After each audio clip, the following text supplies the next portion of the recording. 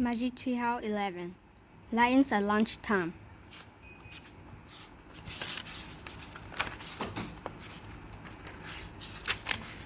Chapter 1. Before lunch, Jack and Annie were walking home from the grocery store. Jack's pack was heavy. It held a big jar of peanut butter and a loaf of bread. "Are you going to have a peanut butter and jelly sandwich?" said Annie. "Or a peanut butter and honey sandwich?" Jack started to answer, but stopped. "Oh man," he whispered. "What is that?" said Annie. "Look at that," said Jack.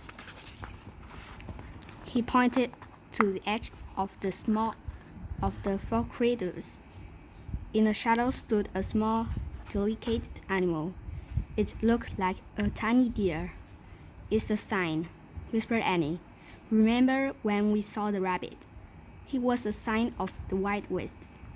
The deer-like creature leaped into the woods. Jack and Annie didn't stop to think. They flew as fast as they could. Jack's heavy pack thumped against his back as he ran. Finally, they stopped and looked around. "Where does she go?" he said. "I don't see her," said Annie. "Oh wow," said Annie. She pointed up. That was the magic treehouse. It was shining in the noon sun, at the top of the tallest tree in the woods. Its rope ladder swayed in the shadows below. "Where is Morgan?" said Annie. Morgan Le Fay wasn't waving at them from the window. She wasn't even at the window. "I don't know. Let's go up," said Jack. They climbed the ladder and went into the treehouse. Sunlight streamed through the window. It lit a stack of books and two scrolls in the corner. The ancient scrolls held the answers to riddles Jack and Annie had solved earlier. Jack took off his heavy pack. "Did Morgan leave us her riddle?" said Annie. "Looking for someone," said a soft voice. Jack and Annie were around. "Morgan," said Annie. Morgan Le Fay had appeared out of nowhere. She looked ancient and lovely in the bright light. "Do you still want to become master librarians?" she asked Jack and Annie. "So you can help me in my work." "Yes," they said together. "Wonderful," Morgan said. Then she reached into her robe and pulled out a scroll. "You've solved 2 riddles so far," she said. "Here is your third." She handed the scroll to Annie. "And for your research." She pulled a book out from her robe and handed it to Jack. The book's cover said, "The Plains of Africa." "Africa," said Jack. "Oh man, I've always wanted to go there." He opened the book. He and Annie stared at a picture. It showed hordes of zebras, tall giraffes, big animals with horns, and tiny, deer-like creatures. "Hey, that's animal that led us here," said Annie. "A Thompson's gazelle, I believe," Morgan said.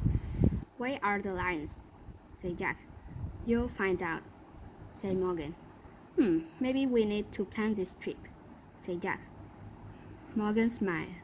"No, go ahead. Make your wish now." Annie pointed at the picture. "I wish we could go there," she said.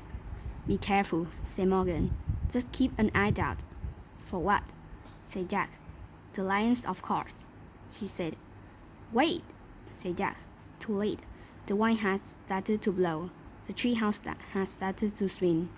Jack squeezed his eyes shut. The treehouse spun faster and faster. Then everything was still. Absolutely still. Chapter 2. Jump, Beast, Jump. Bright light flooded the treehouse again. A rustling sound came from outside the window. Annie peeked out and laughed. "Hey there," she said. Jack looked out too. A giraffe was eating leaves off the tree. It had a sweet, goofy face. Jack peered at the world beyond the giraffe. He couldn't believe his eyes.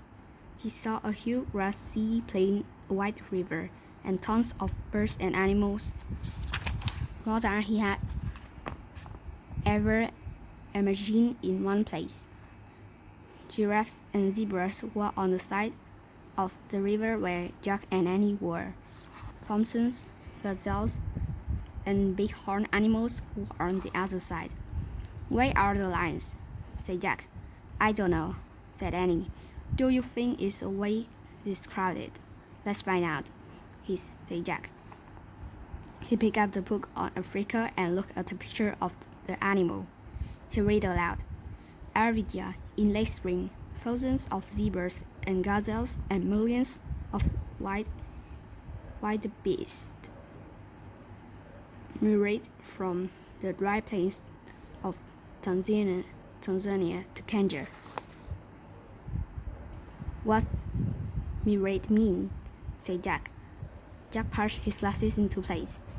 "It means they go someplace else for part of the year, like birds going south for the winter."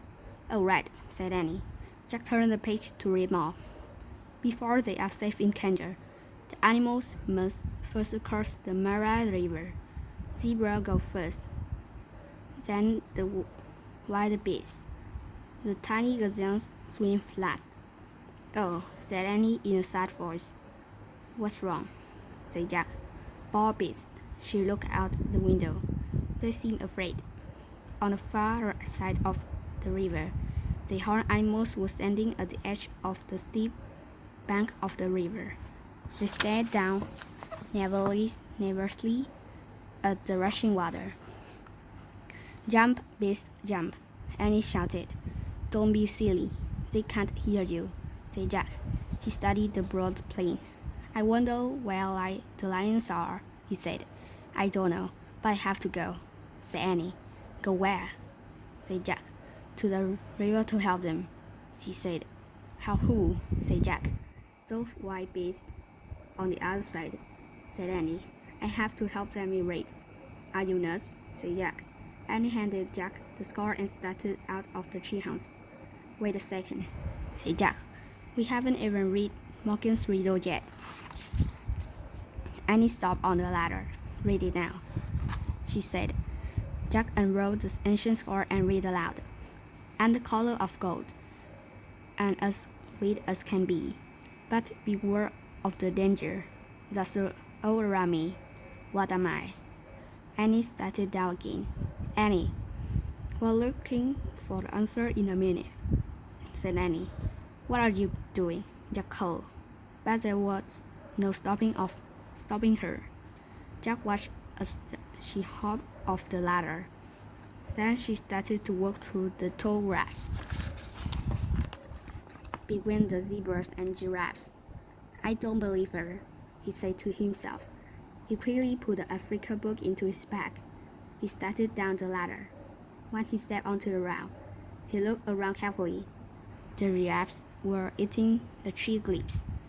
The zebras were grazing in the grass. Tons of birds flapped overhead. "This is okay," he thought. He just had one little question. "Where are the lions?"